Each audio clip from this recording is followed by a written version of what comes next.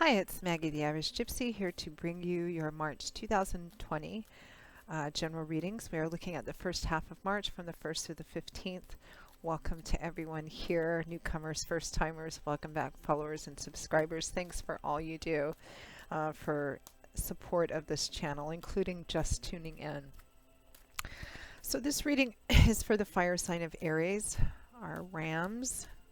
For the first half of March 2020, that's Aries Sun, Aries Moon, Aries Rising, if your Venus is in Aries, or if you're cross-watching for Aries as well.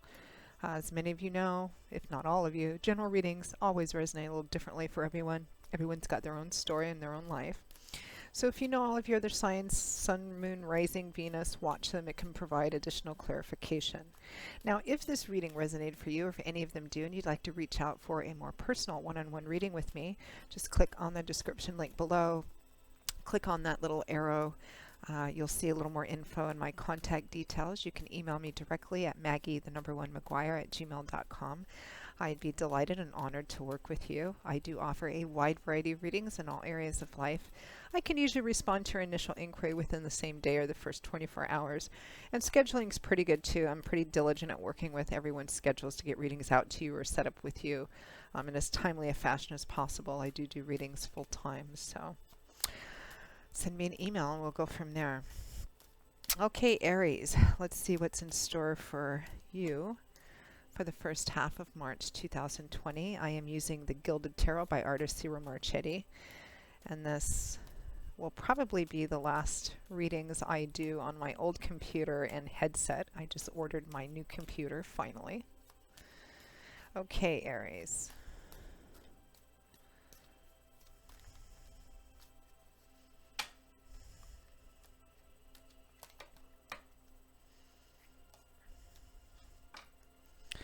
All right, we begin with the Ten of Pentacles, followed by the Knight of Cups, the Two of Cups, followed by the Devil. From the bottom of the deck, overall energy and guidance is the Strength card.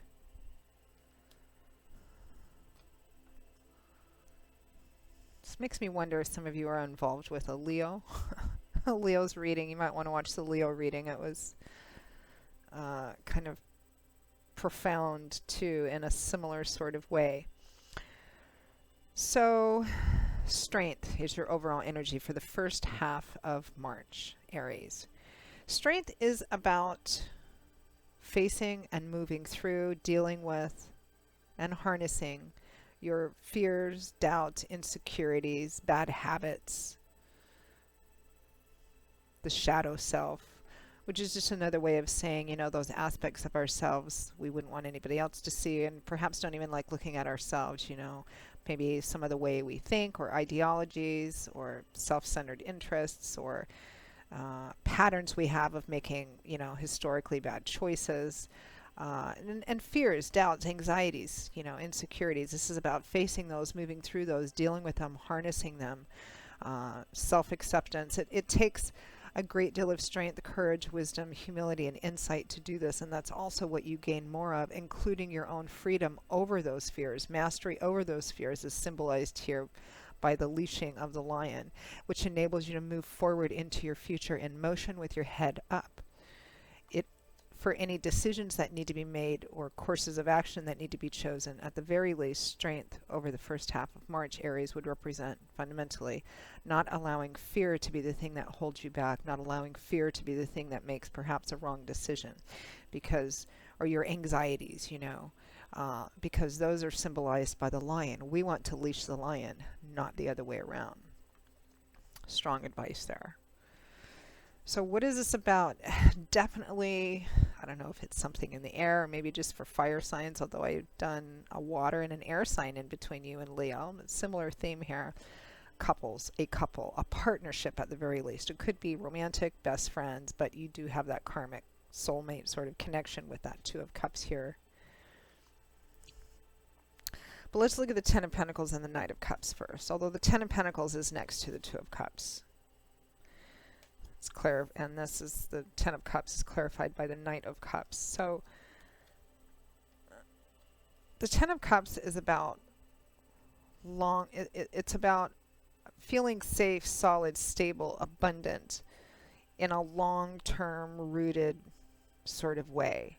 This is sometimes referred to as the inheritance card too, because what is inheritance? It's a sense of abundance that makes you feel safe, solid, stable, reliable, getting a sum of money or the division of estate. Could be that you're getting for, I don't think it is for most of you, but it could be. But it comes from all the work, the history, the labor, the effort that went into putting it in there.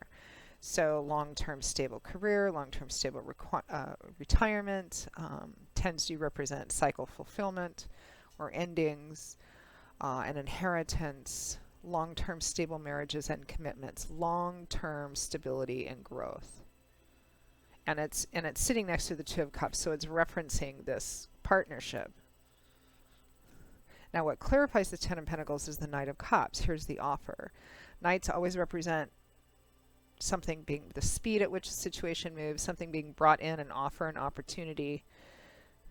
Usually it's one coming in, but it could be you being the knight too. Cups is water energy. Pentacles is earth, so it's all about that stability. Cups is water. It's all about our emotional selves and relationships too. So the Knight of Cups is charging in, offering his cup of love, declaring his feelings, making his intentions known, making an offer. Charge. He's just kind of spilling it all out there. So there's an emotional offer, perhaps a love offer, that is about the Ten of Pentacles, long-term stability and commitment. This could be marriage. It could be moving in together.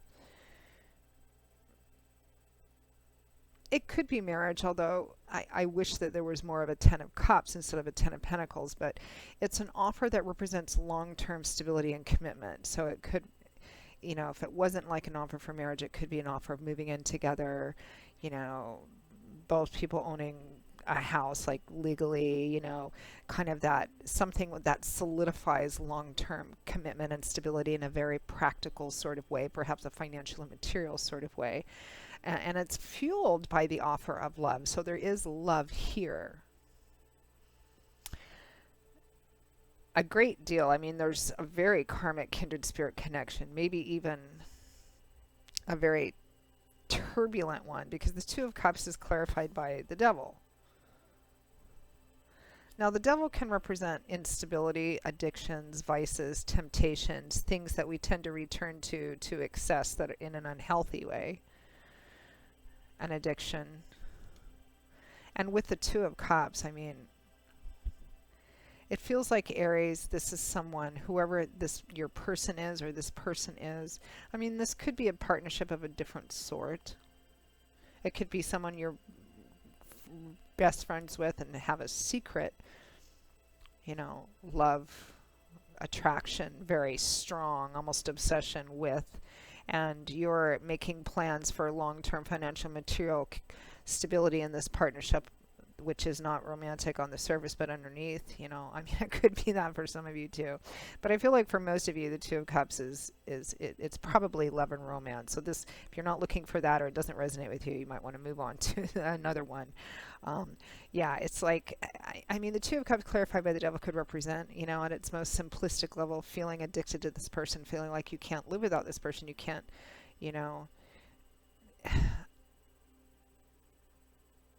I mean, I think that what you're offering or considering offering, although it looks like you have some fear about it, maybe some big fears about it,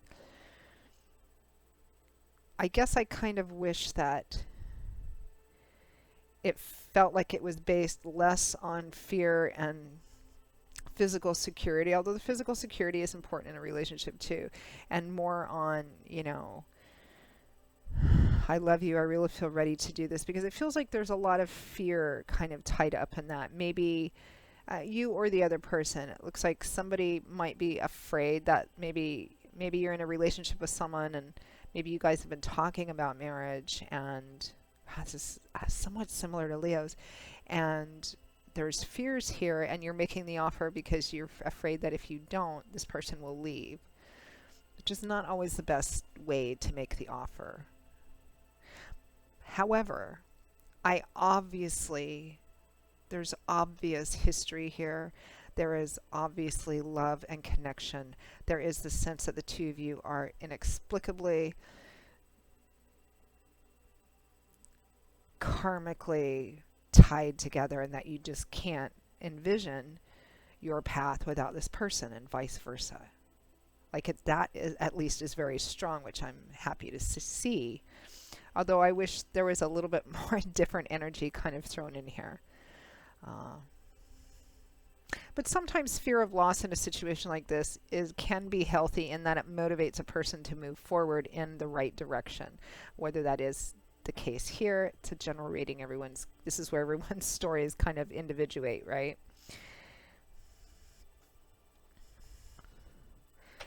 Let's see what this Ten of Pentacles and Knight of Cups is for most of you.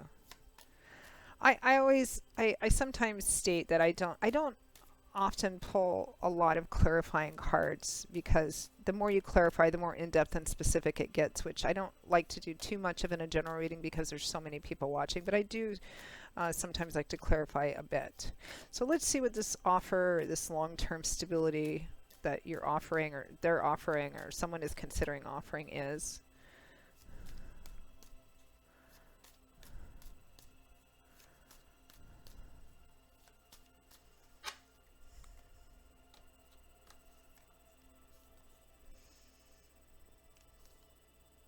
Wow. Death and the Ten of Cups. Now this can mean a few different things. So death represents a huge ending and a huge transformation process. Huge. The Ten of Cups, that happy home, marriage, childbirth, blessings. Now this is one of those, and again I kind of ran into this with the Leo one, that your sister sign Leo.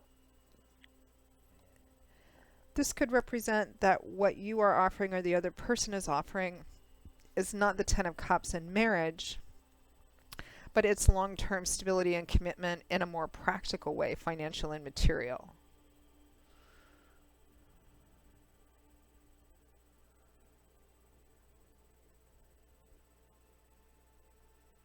It can also represent for some of you that what is in fact dying so that transformation can take place is a way of life, a way of thinking, an old ideology perhaps. Again, if you were more loosey-goosey about the relationship, or your person was, and you kind of had this sort of whole ideology and belief system built up around it, that it's time for that to end and move into a more stable, committed, conventional relationship.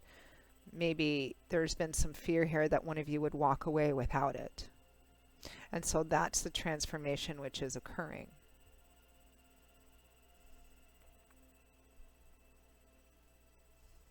This feels, again, like your sister sign Leo, this feels like potentially a very impactful, very, very potentially transformational, transformative decision, offer, process for the first half of March, like very significant.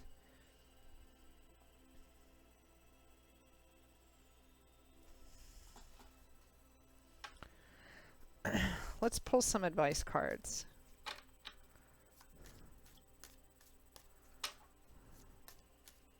And it is something which is going to require some strength. Remember, strength, wisdom, humility. It's about harnessing those fears, those maybe bad habits or patterns of previous patterns, you know. It's about walking, facing, and addressing and walking through all of that stuff. That's what it's going to take to move through this. There is a kind of a thread of fear and anxiety in this, you know. Again, I'm getting kind of the sense that one of you, whether it's you or your person, Aries, is making this decision because you're afraid that the other person's going to walk away. It's not always the best way to make a decision, but for some of you it might be the thing that moves you into making the right decision that's best for both of you. Again, that's going to vary. Let's see what Spirit has to say for advice for Aries.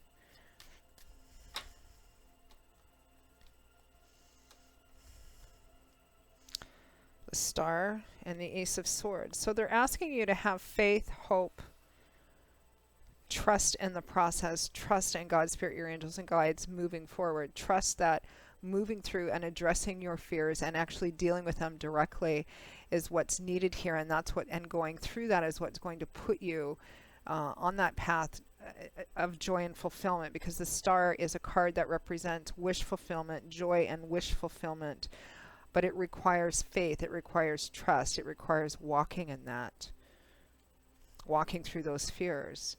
Ace of Swords is looking at it in a brand new way, a new perspective, new information, kind of a new download, looking at it in a different way. What if those fears that you have, while they might be based on past stuff, what if they're not actually reality based in this relationship?